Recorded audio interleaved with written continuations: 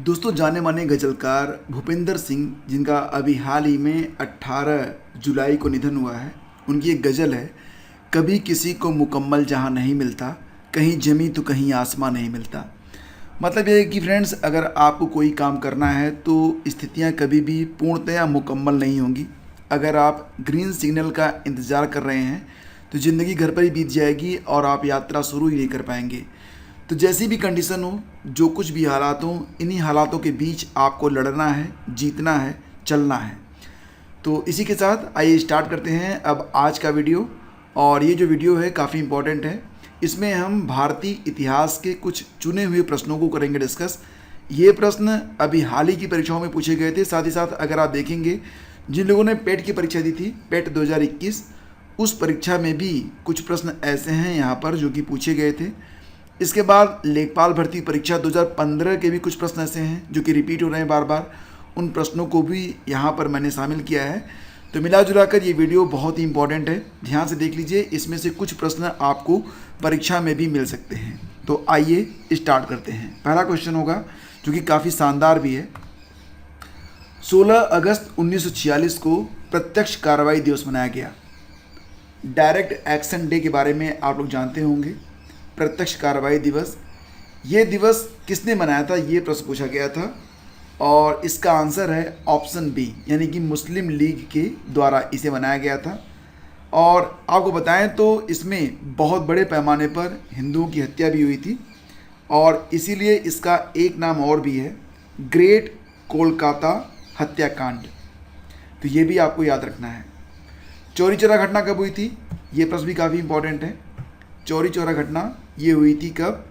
तो फ्रेंड्स देखिए, जो चौरी चौरा घटना हुई थी, ये यहाँ पर दिया गया है विकल्प 5 फरवरी 1922। एक्चुअली में इसकी जो डेट अब मानी जाती है वो 4 फरवरी मानी जाती है, 4 फरवरी 1922। तो सही जवाब इसका ऑप्शन बी है, ये आप याद रखना। असहयोग आंदोलन चलाया था महात्मा गांधी ने 1920 से 1922 के दौरान। उसी के बाद 5 फरवरी 1922 को ये घटना घटी थी।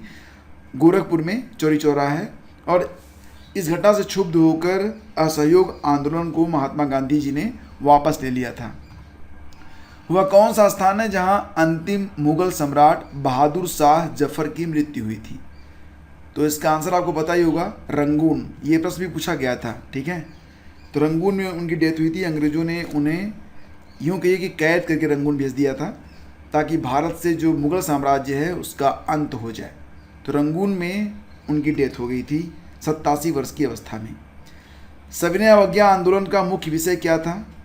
मतलब जो सविनय अवज्ञा आंदोलन हुआ वो क्यों हुआ था? तो नमक कर के विरुद्ध हुआ था सविनय अवज्ञा आंदोलन। और गांधी जी ने दांडी यात्रा स्टार्ट की थी। डेट याद है आपको? 12 मार्च 1930 में ये यात्रा स्टार्ट हुई थी और 6 अप्रैल 1930 को यात्रा पूरी हुई थी। शतपथ ब्राह्मण और तैतरीय ब्राह्मण किस वेद के ब्राह्मण मूल पाठ हैं? बताइए। इसका आंसर हो जाएगा, बताइए कौन सा? यजुर्वेद। यानी कि सही जवाब इसका हो जाएगा ऑप्शन डी, यजुर्वेद। गांधी जी ने भारत छोड़ो आंदोलन कब स्टार्ट किया था? सरल प्रश्न है लेकिन कई बार पूछा गया है, तो यहाँ पर मैंने शामिल कर लिया है क्योंकि वीडियो ही इसी के बारे में है कि बार बार पूछे गए प्रश्न। तो भारत छोड़ो आंदोलन स्टार्ट हुआ था 1942 में, ये तो आप जानते ही हैं। ऑप्शन बी इसका करेक्ट है। और इसी आंदोलन के दौरान गांधी जी ने डू आर डाई का नारा भी दिया था, करो या मरो। और ये जो आंदोलन था ये 9 अगस्त को स्टार्ट हुआ था, 9 अगस्त। अच्छा, 8 अगस्त 1925 को क्या हुआ था? काकोरी ट्रेन एक्शन जिसे कहा जाता है, ये घटना 8 अगस्त 1925 को हुई थी। गदर क्रांति आरंभ होने का प्रमुख कारण क्या था? ये प्रश्न भी कई बार पूछा गया है।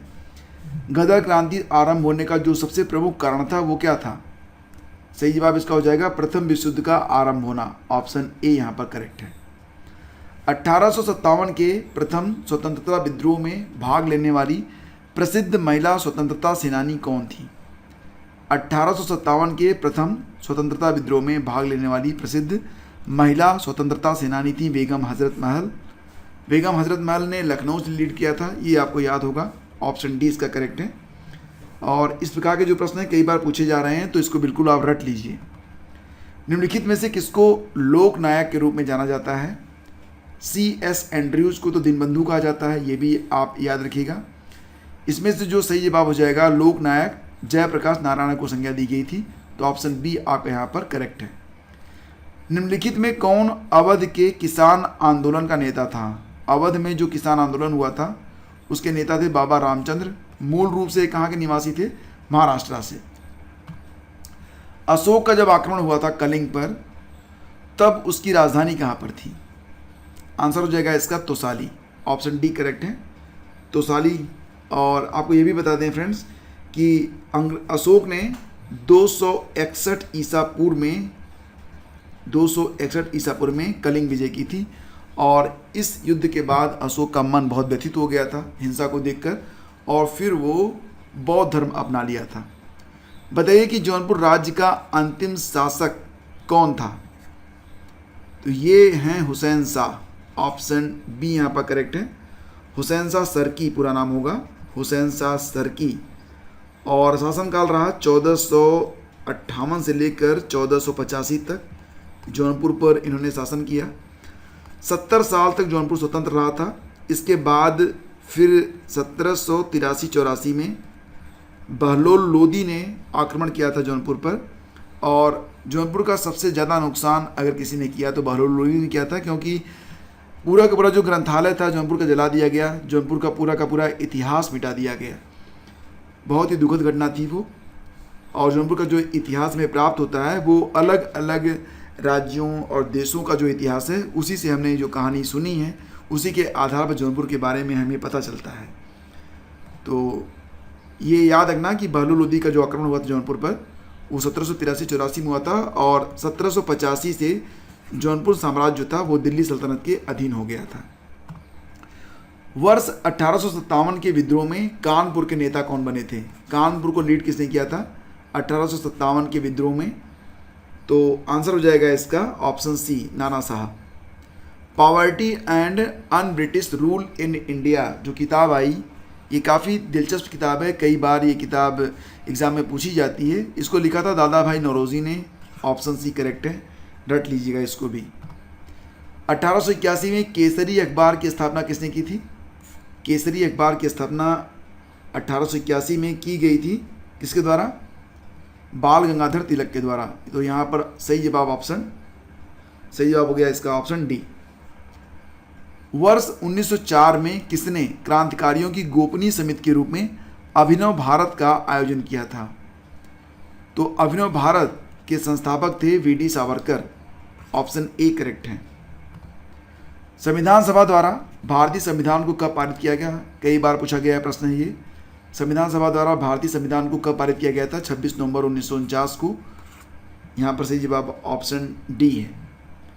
कौन सुमेलित नहीं है? पौना विद्रोह हुआ था 1873 में, करेक्ट है। दक्कन किसान विद्रोह हुआ था 1875 में, करेक्ट है। सन्यासी विद्रोह हुआ 1894 में, बताइए सही है? नहीं, ये गलत है। कोल विद्रोह हुआ था 1870 में, ये भी सही है। तो सन्यासी विद्रोह कब हुआ था? सन्यासी विद्रोह हुआ था 1776-77 में। आनंद मठ जो किताब है बंकिम चंद्र चटर्जी जी की, जिसमें सबसे पहले जो है वंदे मातरम गीत मिलता है, वो जो उपन्यास है आनंद मठ, वो इसी सन्यासी विद्रोह पर आधारित है। किताब मिले तो कभी पढ़िएगा, काफ़ी अच्छी किताब है। 1700 में राजा राम की मृत्यु के बाद मराठों ने मुगलों के विरुद्ध उसकी वीर पत्नी, यहाँ पर नाम बताना आपको कि उनकी पत्नी का क्या नाम था, जिनके नेतृत्व में मुगलों के विरुद्ध संघर्ष जारी रहा था। 1700 में राजा राम की मृत्यु हो गई, उसके बाद उनकी वीर पत्नी ताराबाई के नेतृत्व में मराठों ने मुगलों से लड़ाई जो थी वो जारी रखी थी। औरंगजेब की मृत्यु किस स्थान पर हुई थी? बताइए। सही जवाब हो जाएगा अहमदनगर। औरंगजेब कब मरा था? 3 मार्च को मरा था और सन था 1707। प्रथम बार जवाहरलाल नेहरू कांग्रेस पार्टी के अध्यक्ष किस वर्ष चुने गए थे? तो कांग्रेस पार्टी के अध्यक्ष जवाहरलाल नेहरू पहली बार बने थे 1929 में। ये जो सम्मेलन था ये लाहौर में हुआ था, रावी नदी के तट पर, 31 दिसंबर 1929 को। ये काफ़ी महत्वपूर्ण सम्मेलन है, इसको बिल्कुल याद रखना। क्रिप्स मिशन भारत कब आया था? क्रिप्स मिशन भारत कब आया था? अगर आप सोच रहे हैं 1946 तो गलत हो जाएगा, सही जवाब है 1942 में आया था क्रिप्स मिशन। और ये किस डेट को आया था? कई बार ये प्रश्न भी आ जाता है कि किस डेट को आया था, तो मार्च का महीना था, मार्च 1942 में क्रिप्स मिशन भारत आया था। भारत में शासन करने वाले जो शासकों के नाम है वो यहाँ पर दिए गए हैं। देखिए, ये जो प्रश्न मैं अब आपको बताऊंगा ये पेट 2021 की परीक्षा से लिए गए हैं। भारत में शासन करने वाले दिए गए शासकों का कालक्रमानुसार इनको आपको बताना है कि इनका शासन कब से कब तक रहा। तो देखिए, सबसे पहले इसमें जो विकल्प आएगा वो क्या होगा? सबसे पहले तो इल्तुतमिश को लेंगे। इल्तुतमिश का जो शासन काल था वो 1210 से लेकर 1236 तक रहा। अलाउद्दीन खिलजी ये दूसरे स्थान पर होगा, 1296 से लेकर 1316 तक दिल्ली पर शासन किया। इसके बाद आ जाएगा शेरशाह। शेरशाह ने 1486 से लेकर 1545 तक, हालांकि शासक तो रहा कब तक, ये मात्र 4 साल ही शासक रहा, लेकिन 1486 में जन्म हुआ था, 1545 में ये डेथ हो गया था। कालिंजर के दुर्ग पर दुस्साहसपूर्ण जो आक्रमण किया गया तोप के द्वारा, तो तोप का गोला फट गया था वापस आकर, और शेरशाह उसी में बुरी तरह जल गया, फिर बाद में उसकी डेथ हो गई। बात करते हैं अकबर के बारे में, तो अकबर महान 1542 से लेकर 1605। तो सही क्रम क्या हो जाएगा? सबसे पहले इल्तुतमिश, फिर अलाउद्दीन खिलजी, फिर शेरशाह और फिर अकबर। तो इस प्रकार से आपका जो सही क्रम बनेगा वो बन जाएगा ऑप्शन बी। कौन से संत शिवाजी के समकालीन थे? तुकाराम, चैतन्य, नामदेव, शंकराचार्य। सही जवाब है तुकाराम, ऑप्शन ए। बंगाल के प्रथम गवर्नर जनरल कौन थे? बंगाल के प्रथम गवर्नर जनरल कौन थे? Lord Clive, Lord Warren Hastings, Lord Lytton, Lord Ripon. तो बंगाल के प्रथम गवर्नर जनरल थे लॉर्ड वारेन हेस्टिंग्स। सही जवाब ऑप्शन बी होगा। फिर देखिए, चरक संहिता किससे संबंधित है? तो राजनीति, वास्तुकला, गणित और चिकित्सा में। सही जवाब है ऑप्शन बी, चिकित्सा। ठीक है, फिर चलिए आगे बढ़ते हैं। अगला क्वेश्चन देखिए, निम्नलिखित में कौन सा जोड़ा सही नहीं है? तो बताइए कौन सा जोड़ा सही नहीं है? BC 261 में कलिंग युद्ध हुआ था, करेक्ट है, मैंने अभी आपको बताया भी था। AD 78 में, यानी कि 78 ईस्वी में शक संवत की शुरुआत हुई थी, करेक्ट है। AD 622 में मुस्लिम युग की शुरुआत हुई, ये भी करेक्ट है। AD 1709 में औरंगजेब की डेथ हुई थी, गलत है। औरंगजेब मरा था 1707 में।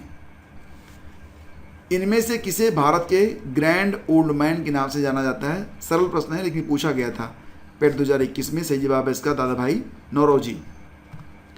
सन 1915-16 में किसके नेतृत्व में 2 होम रूल लीग शुरू हुए थे? 2 होम रूल लीग स्टार्ट हुए थे।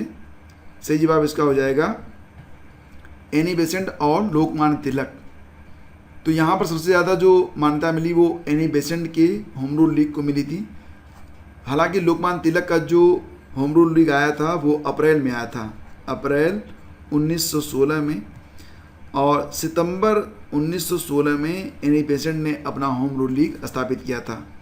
कभी कभी प्रश्न पूछा जाता है कि होम रूल लीग के पहले अध्यक्ष कौन थे? तो अगर ये प्रश्न आ जाएगा तब आपका उत्तर क्या होगा?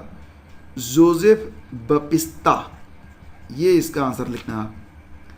निम्न का मिलान कीजिए। ब्रह्म समाज की स्थापना किसने की थी? राजा राम मोहन राय। रामकृष्ण मिशन की स्थापना की गई स्वामी विवेकानंद के द्वारा। आर्य समाज के संस्थापक कौन थे? आर्य समाज दयानंद सरस्वती। सत्यशोधक समाज, अब बताइए, यहाँ पर 2 विकल्प हैं, सही जवाब है ज्योतिराव फुले। तो इस प्रकार से इसका मिलान हो गया। जब सुभाष चंद्र बोस ने भारतीय राष्ट्रीय कांग्रेस के अध्यक्ष पद से इस्तीफा दिया तो इस पद को किसे दिया गया था? बहुत सारे लोग इसका आंसर बताएंगे ऑप्शन बी, पट्टाभी सीतारमैया, जो कि गलत है। सही जवाब है doctor Rajendra Prasad, option C. अब आपके लिए एक प्रश्न है जो कि आपकी नॉलेज को टेस्ट करेगा। बताइए कि भारत के संविधान में जन स्वास्थ्य एवं स्वच्छता किस में शामिल है? जन स्वास्थ्य और स्वच्छता किस में शामिल है? समवर्ती सूची, संघ सूची, राज्य सूची, इनमें से कोई नहीं। पब्लिक हेल्थ एंड सैनिटेशन किस में शामिल किया गया है? तो आप गूगल करिए या फिर अगर आपको पता है तो डायरेक्ट लिखिए, लेकिन आंसर दीजिएगा ज़रूर। नेक्स्ट पार्ट बहुत जल्दी अपलोड होगा, तो बने रहिए हमारे साथ। Thank you so much, have a great day. जय हिंद।